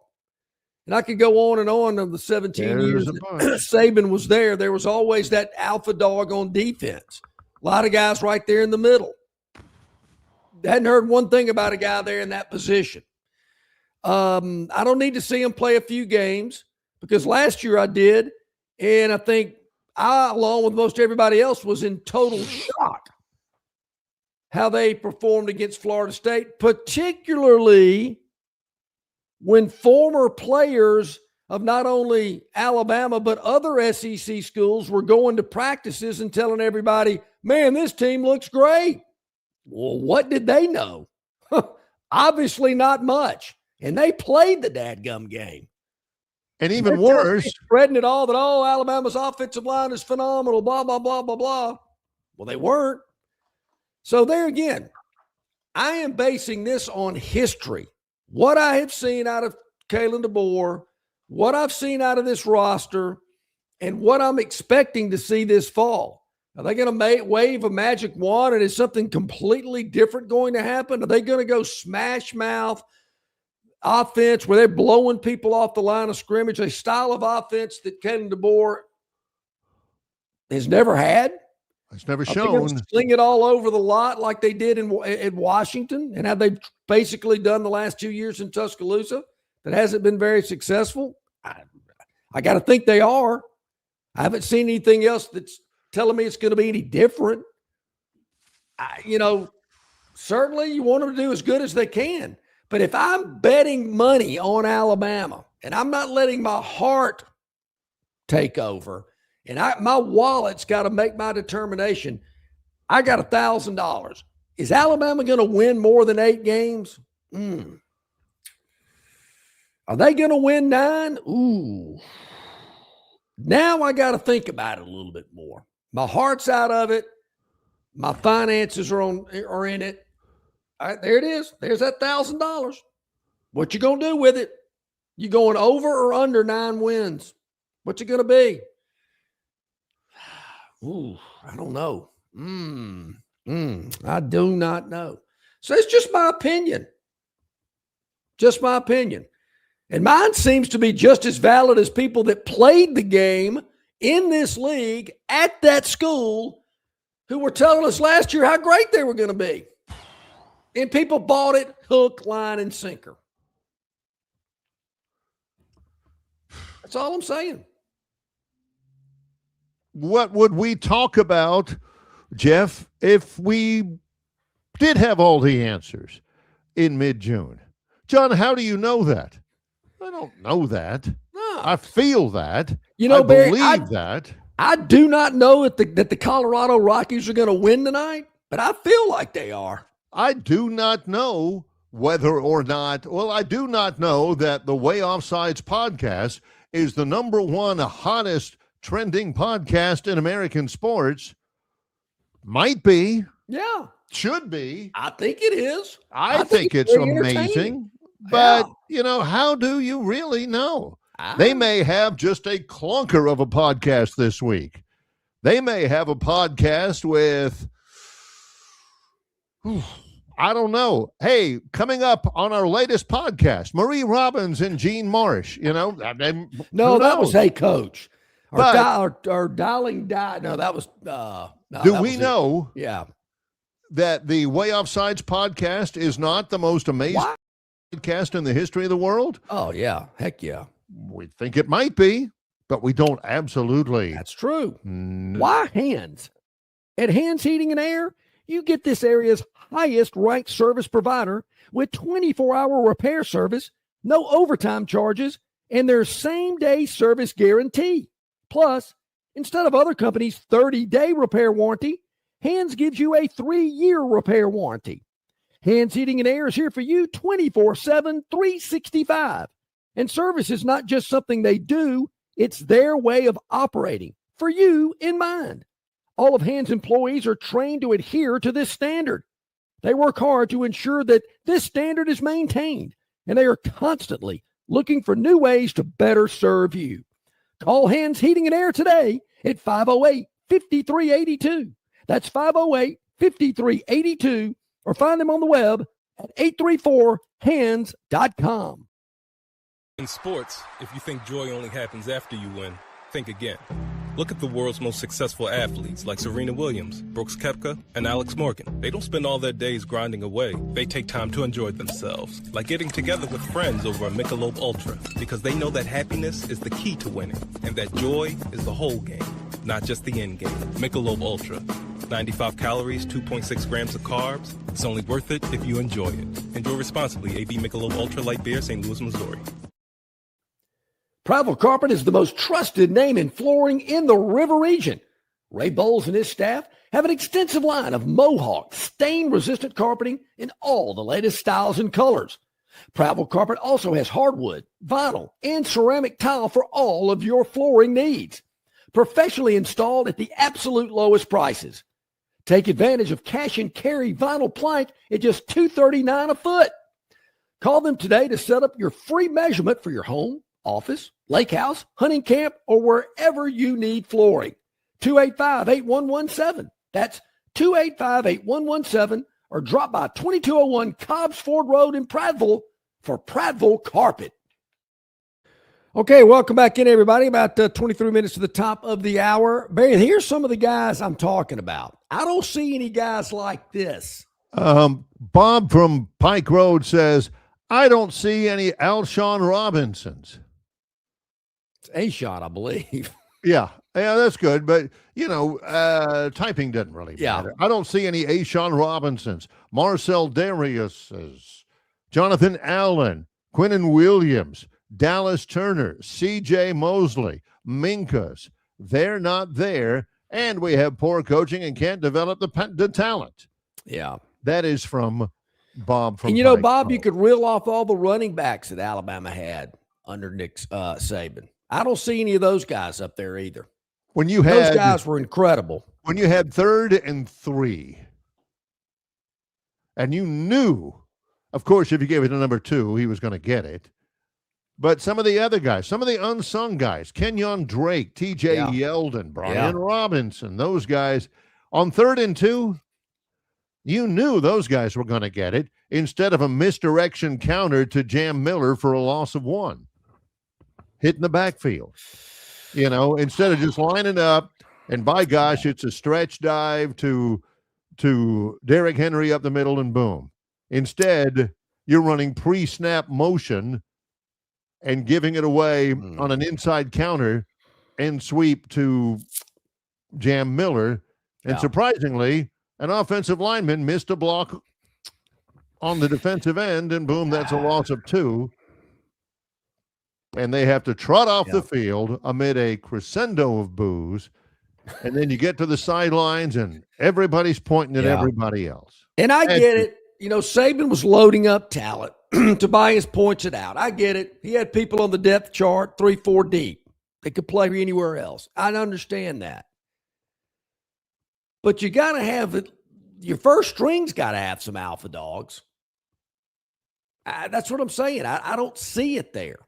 And maybe there's a new group that's coming in that we'll see and hear about this preseason and get ready for that first game against East Carolina, then on to Kentucky and Florida State. And we're going, wow, I didn't see that coming. Man, look at that. That is impressive. Man, they have turned this around. Based on what I've seen, I can't make that. I can't say that. I can't be confident saying, I know the last 2 years were pretty rough, but I'm telling you folks, this year's going to be different. I can't say that. Those catches that number 2 last year didn't make over the middle, he short-armed it in traffic because he was worried that if he laid out for it and got crunched, somebody would snap a picture of it and put it on Instagram and make him look bad and hurt his social media clout. Yeah. Oh man, if I laid out for that ball and that defensive back hit me high and knocked me flying, somebody's going to have a picture of me getting smacked by that defensive back, and he's going to put it on Instagram, and it's going to go viral, and that's going to hurt my brand. It is. That's not alpha dog-esque, is it? So there again, I just thought a lot about this last week when I was off, meditated about it, went into a deep, dark tunnel and sat there and, cleared my mind. And this is what I came up with. So, hey, look, could be wrong. The season will start in a couple of 3 months. We'll be ready to go. We'll go through all the hype of media day and get ready, and then we'll see them play. And I've got it written down. I know you folks do as well, and I greatly appreciate it. Hey, Longshore, remember back in June when you said this? I get it. I've laid myself out there. I'm open for criticism. Well, if in fact that happens. And Tobias says, how can you see who the alpha dog on this roster is if these guys haven't played yet? There are a ton of new faces starting this year. Let's wait until game 1 before we have Olsen. Okay, that's fair. Yeah, that is fair. Who knows? Yeah. But you know what? Even though there are a lot of new faces, there aren't a lot of new faces on that coaching staff. It's the same guys in year 3 that have been there the last couple of years, trugging through this schedule and losing by 20 and eking the games out in the under 2 minutes in the fourth quarter. So, those guys, most of those guys hadn't changed. All right, how about on to a lighter, brighter note? This never ceases to amaze me. Never. So last week I was out of the country. Oh. I was in what they call Latin America. I need to Google that, why that portion of the world is known as Central America or Latin America. I don't. It's either one. I think Latin America is all of it south of the Rio Grande. Yeah. Okay. I think Central America is just, between Mexico and Colombia or something like that. Yeah, I don't know. I don't even know if they call it Latin America. It's probably because there's this thing now called Latin X, which I'm not really sure what that is, different from any of the others. But anyway, but John they do because the television stations are referred to as Latin ESPN, Latin this, Latin that, blah, blah, blah, blah, blah. Yeah, but it's not Latin X anymore, is it not? I don't think so. Is that anything, like I can't name all of the letters of LGBTQ plus TIA or ATS or whatever. I think it's so. What do we got? We got Guatemala, Nicaragua, Belize, Costa Rica, Panama, Honduras, El Salvador, Panama. Don't forget about them. Panama. So I was in Costa Rica. It's a beautiful country, and the people are fantastic, very nice, very polite, very accommodating. Yeah, it was very. I've never been, and it was very nice down there. And as would be the case, I'm looking around as I normally do. My radar pops up. John is an observer. That's one of the strengths as a media member is he sees a lot. He sees a lot of stuff I don't see. Barry, look at that orb over there. Where? 37 yards that way at 1 o'clock. Yeah, can't miss the guy. Look at him. So the wife and I are crossing a suspension bridge. They're very popular in Costa Rica. You know, the kind you saw on Indiana Jones, you know, when he was out there. Yeah, where they're hacking the grass away, and yeah, you know, guys. Now, this one was this much is right better before the guy took his heart out with his bare hand. But this suspension bridge was much better constructed than that one in Indiana Jones. I would hope so. We're walking across this suspension bridge, jungle below us, and I'm looking at the people walking towards us on the other side. In Costa Rica, presumably. In Costa Rica. Yeah. It was not the most populated area of Latin America. Correct. And I'm looking at these people walking toward me, and I'm looking a little more, and I'm thinking, you got to be kidding me. You have got to be kidding me. So the young man passes by me, and I don't say anything. Well, the next day. Well, what was the chief identifying characteristic of the young man? The next day, I see him at breakfast. And I don't really recognize him, but I recognize the shirt he has on, which is a different shirt. I believe Gern has a picture of this young man and myself. There it is. This is in Costa Rica? This is in Costa Rica. This young boy is from Jacksonville, Florida. He will be a freshman at Auburn this fall. He has got the Auburn polo shirt on. And I went up to him at breakfast. And I said, young man, I saw you coming across the suspension bridge yesterday in an Auburn T-shirt. Right. Today, he's got the Auburn polo shirt on. I said, we got to take a picture. I said, my broadcast partner will not believe it unless I have video evidence of you in this Auburn shirt. I'm looking at it right now, and I'm not sure I believe it. You can't get away, man. I can't get away from these people. They are everywhere. I didn't see anybody in a Bama shirt. Nobody. Or a Penn State, or a Texas Tech, or an Arizona State. It's Auburn. It's always Auburn. Everywhere. I did see a girl with a backpack that had the Georgia G on it at the airport. My wife pointed out a young lady in the airport. This was Saturday with an Auburn T-shirt on. So I saw two different Auburn people. One girl with a Georgia backpack. Right. But this young man, very nice young man from Jacksonville, Florida. He should be a freshman at Auburn this fall. He is sporting the Auburn gear. And, man, I noticed it like, whoop. I wouldn't. Well, of course, I would not have doubted it. Speaking of the Georgia fans, I was telling Warren Sr. last week, milling around, you know, we stayed at what's called Old Market in Omaha, which is beautiful. Old home buildings, old restaurants, lots of local flavor and stuff. And you'd see a North Carolina fan wearing his gear. I had my Troy gear on, so did D. Alabama fans here and there. But you'd be walking around, and all of a sudden you'd hear, woo, woo, woo. And I'd be, what was that? Over and over again. And that's those grown people, grown human beings, adults, barking like dogs to each other across the street. And I'd jump a foot. And I'm not normally jumpy. Yep. But dang, man. They will. I'm telling you, Barry, they will. They'll stick right up behind you and start barking. And make me incredible. I about had to get a new pair of shorts. It's unbelievable. So you can tell, you can tell Georgia fans, number one, because that's how they greet each other and everything. That's right. I'd much rather say War Eagle or, you know, Rock Chalk or Boomer or something like that than there's got to change. Let's take a break. Right, so Tobias, I do want to. I knew you were going to pick up on this. Yes, it is true. Most offshore sports books are based in Costa Rica. I had no dealings with those people while I was there. I want to make that perfectly clear. But I will say this, Tobias, that 5-0 win streak in the NBA, that made that vacation a lot better. I will say that. That is true. You can tell if it was a good year for the Phantom by where he vacations. A rough year would have netted him a vacation to Biloxi. True. And a lot of it would have been comped. So, yeah. All right, let's take a break. What happened to that wire? Did you pull the wire out? What's going on there?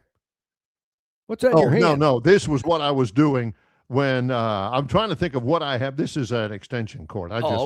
Just playing with it here. Yeah. It's Longshore and McKnight. Coming up, it's the Gurn Jr. Victoryland 777 Topic Wheel in association with Yellowhammer News, presented by Bud Light. The Bush Guide, cold and smooth survival skills. If you encounter one wolf, chances are there's a pack nearby. Fortunately, the same applies to beer. Head for the mountains of The Bush Guide, cold and smooth survival skills. To avoid going in circles, make note of recognizable landmarks, like that. What's wrong with going in circles? Different circles, Ross. Okay. Head for the mountains. Don't miss your chance to win big at Victoryland Casino. Play the latest, hottest, most exciting games around with fun bonuses and big jackpots. Don't miss out on your free play. Stop by Player Rewards today and check out this month's exciting free play promotions. Come see why our players keep coming back. You'll have more fun at Victoryland Casino, where you can be a winner too.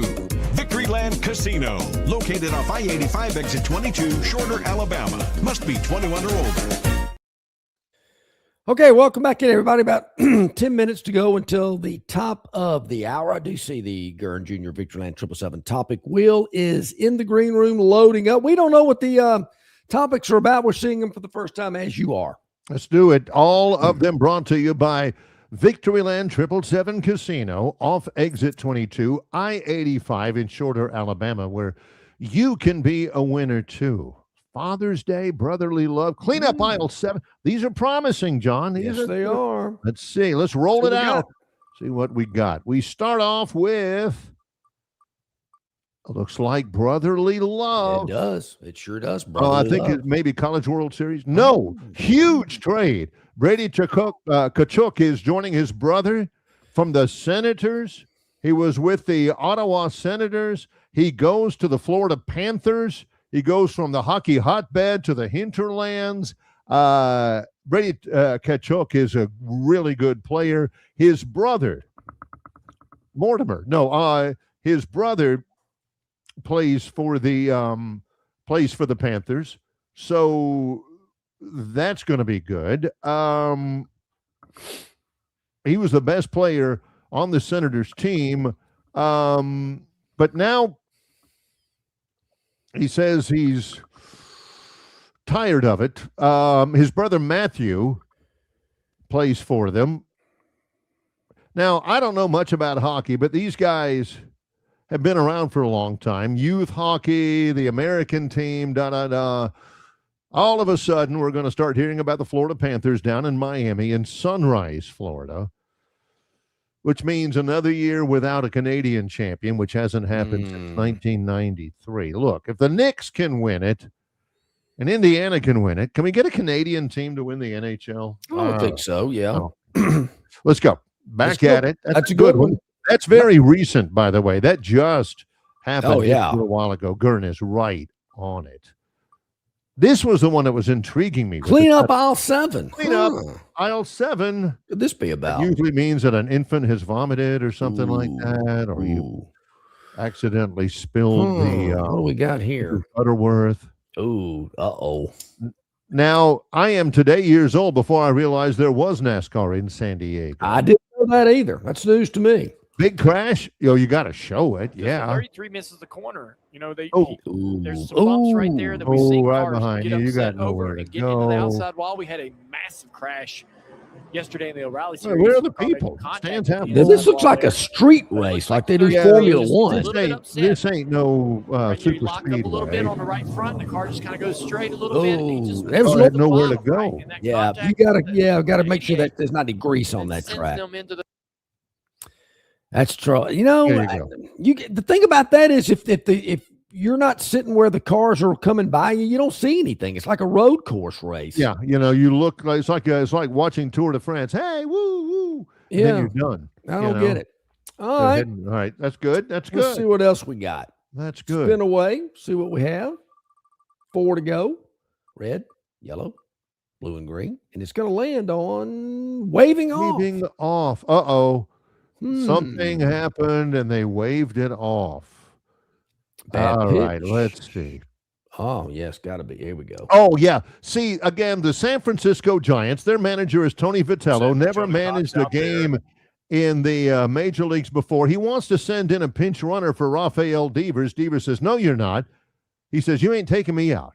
Devers says, I ain't coming out. No, go back. And Vitello, the manager, again, he was at the University of Tennessee before. Yeah. And they don't have a lot of respect in him. This guy ain't happy. Yeah, Devers says, you are pinch running for me, you bleepity bleep bleep. He ain't happy at all. He ain't talking to his manager. His manager's going to have to talk with him. He says, don't touch me. He says, no. Do not send in a pinch runner for me. Do not send him. And Vitello, he's the manager. He's having a tough year because in the major leagues, they don't care about rah-rah stuff, this and that. That's right. Devers is kind of a pain in the rear end personality anyway. Ooh, yeah, this, man. You ain't taking me out. You ain't taking me out. Last time we ever really saw that happen with any local impact was Turk that one time when he turned his ankle. Yeah. And Longshore put his helmet on. Coach Glee didn't tell him to. Longshore put his helmet on and acted like he was getting ready. And Turk says, no. Let's be real here. Don't happen. Yeah. That's a good one. All right, 3 to go. Let's see what we got. Good stuff from Gurn. That's perceptive because I saw that and I'm like, oh, that ain't going to play well. Superlatives. You know, like Way Offsides podcast is the best podcast. Yeah. Okay. Heck yeah. The 2020, the NBA draft is coming up. It is going to be loaded. Yes, it is. This year. Darren Peterson, he was at Kansas, but he kept taking himself out of games because he didn't want to hurt his draft chances. This guy, Ade Debansa, he is the truth. He's ready to go right now. He played at BYU because he got like $7 million in NIL. But this guy, Cameron Boozer at Duke, made a stupid pass to cost him the game against UConn and cost him a chance at a national championship. They say he's a better athlete than Cooper Flagg, who was the number 1 pick in 2025 out of Duke. Big, strong guy. The best guard is Arkansas guard Darius Acuff Jr., who was he can play. That kid led the league in scoring. He tore up Alabama more than once. Well, in Tuscaloosa, he scored like, I want to say 40. Yeah, that's him. Yeah, so there you go. Jaden Quaintance, very good player. So that's Jay Billis, and Billis knows his stuff. He's very much a liberal in terms of, you know, where the NCAA ought to go and all of that stuff. But he's very conservative in his assessments. There's some of those guys that he loves a lot, and some guys he says, I don't know. I'm not sold on him. Hot bats and Father's Day. We're going to close with a flourish, and as always, we're going to close with red and with blue. Okay, love it. Father's Day was yesterday. Hope everybody had a wonderful Father's Day. I certainly did. I did as well. Miles we talked about this earlier. Yep. All right, Joe Russell sitting there, not paying attention. His son Miles was on the 18th at the U.S. Open. Normally 17-year-old amateur. Who still got schooled by Jackson Koiven, who tied for the low amateur and finished in a tied for 32nd. The Auburn golfer beat, among others, Rory McIlroy. His caddy, Ramon Becança, was suddenly pulling him inside the ropes. And they had gotten the okay from the U.S. Open to do this, to let his father carry the bag the last part of the 18th finishing hole, since it was Father's Day. So his father's not his caddy, but he was for the last part of the 18th hole as he walked up to finish his round. Very touching. Dang. Very nice. Nice gesture. I just Venmo'd some money to mine. Yeah, that's right. Of course. What if he paid his dad to caddy for him that last What if he disagreed with anything? No. It ain't breaking left, Dad. Shut up. Yeah, it's ceremonial. All right. Hot bat. Hot bats got to spin it to make it official. This is not a Braves take. No, it is not. I'm going to have to go out of Nothing town to more do with often. the Atlanta Braves, believe me. Let's see what we got. Oh, yeah, this was good. Oklahoma had won the first game on Saturday, and they were up 2-0 yesterday, and that's when North Carolina really started pouring it on. Yeah. The Tar Heels win 6-2. Not a bad pitch, but boom. Can't think of that guy's name, but I watch it. They play for tonight for the championship. Winner take all, game 3, 3-game series. College baseball season ends tonight. And I like Carolina in it. Okay. I like Carolina. Carolina in that. Blue. Well, this is all. good stuff. Gurren Jr., another outstanding. Yes. Gurren Jr., Victoryland 777 topic wheel to close out. John's been cracking his knuckles. He's been, getting loose. He's ready. Ready to go. And he's already in game condition now for tomorrow's show, which will include. To be fair, I did think and meditate a little bit about Auburn this fall. So tomorrow I'll reveal, I know I talked a lot about Alabama and my thoughts about them this fall. I'll give you my thoughts on Auburn too tomorrow. Yeah, fair. Getting into it. He's John Longshore. I'm Barry McKnight. It's Longshore and McKnight in association with Yellowhammer News, presented by Bud Light.